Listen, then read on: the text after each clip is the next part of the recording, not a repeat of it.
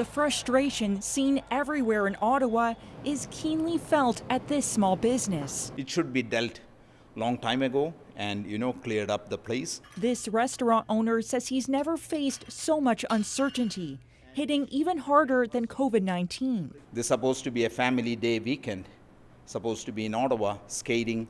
A lot of families supposed to come in, but we are now, people are sitting home, employees are sitting home, we cannot do business. The uneasy feeling widespread. Emotionally, just as a city as a whole, people are just torn apart. It's added a lot of division. The convoy's been really disturbing. It's blocked us from traveling. It's really disturbed our dogs' sleep, our lives. I woke up at 6 o'clock this morning thinking, are those horns? So they're in my head. Trust shaken. She wants answers. Because it took 21 days to get to this point. How is it that the police and the city couldn't see that this wasn't going to be a regular protest? I've never been so excited to see tow trucks on television. I'm going to tell you that. That was, I think there was a collective thumbs up around the city.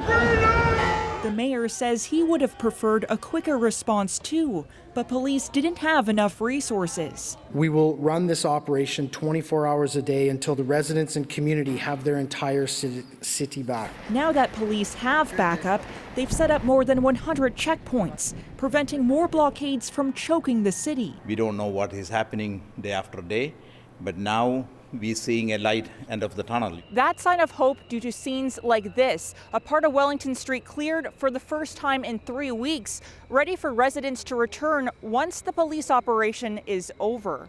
Olivia Stefanovic, CBC News, Ottawa. In Olivia's story, we heard briefly from the Mayor of Ottawa, Jim Watson. I spoke to him a little earlier this evening. Well, as we have for a few times over the last 2 or 3 weeks, let's check in with Ottawa's Mayor, Jim Watson. And Mayor Watson, like a lot of us, you have been watching the television throughout this day. How do you feel about what's happening in your city? Well, very concerned, Ian, first and foremost, because obviously as we head into the evening and people start becoming more rowdy, as we're starting to see now, that concerns me. At the same time, there's a sense of relief that the police have finally moved in, a very coordinated approach with police services providing officers from around the country. And we saw some very good work by our police service, notwithstanding the fact it's bad weather, lots of snow, people spitting on the police officers, yelling and screaming at them. And it's showing really an ugly side. These protesters are showing an ugly side of Canada, where they show no respect for the rule of law, for the citizens of our city, for the small business community. So on the one hand, there's a sense of relief. Over 25 different trucks have been hauled out of the downtown core. Others are going out on their own accord. We've seen over 100 arrests, but obviously this operation is far from over. You've been getting updates from your chief, the interim chief, basically every hour. And I wonder, not so much the latest information there, because it continues to change, but in terms of the tone, what sort of tone are you hearing from your interim chief?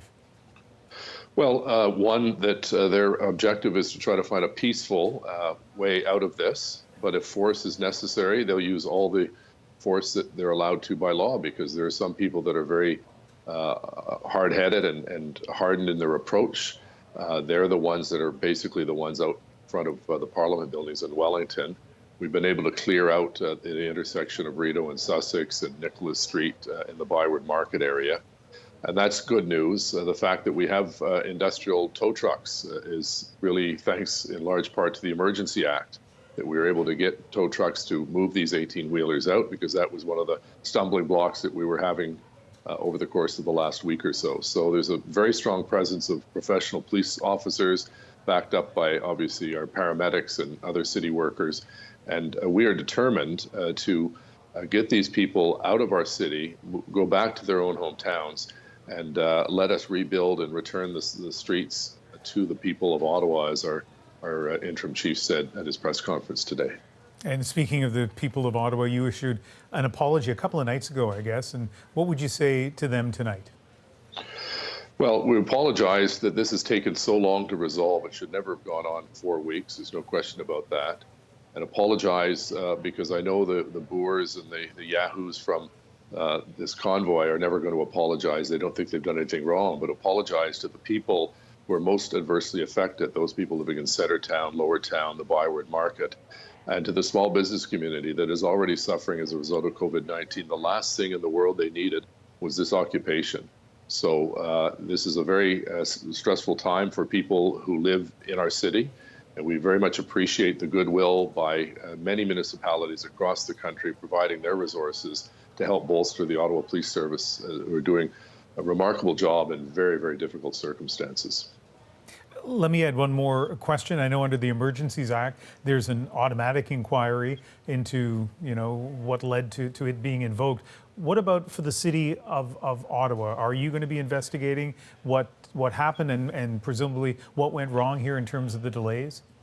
Absolutely. Two of my colleagues on council, Councillors Hubley and Tim Tierney, brought forward a motion, I believe 2 weeks ago, that was passed unanimously, that we do an independent review of what went well and what didn't go so well, mostly what didn't go so well, for a couple of reasons. Because we have to find out from lessons learned what happened, but more importantly, how do we plan for the future? Because we're going to continue to be the capital.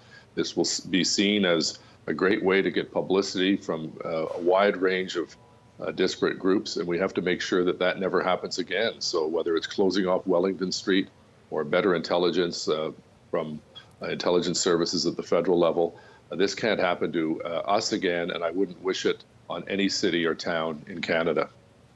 All right, Mayor Watson, as always, thanks for joining us. Thank you for asking.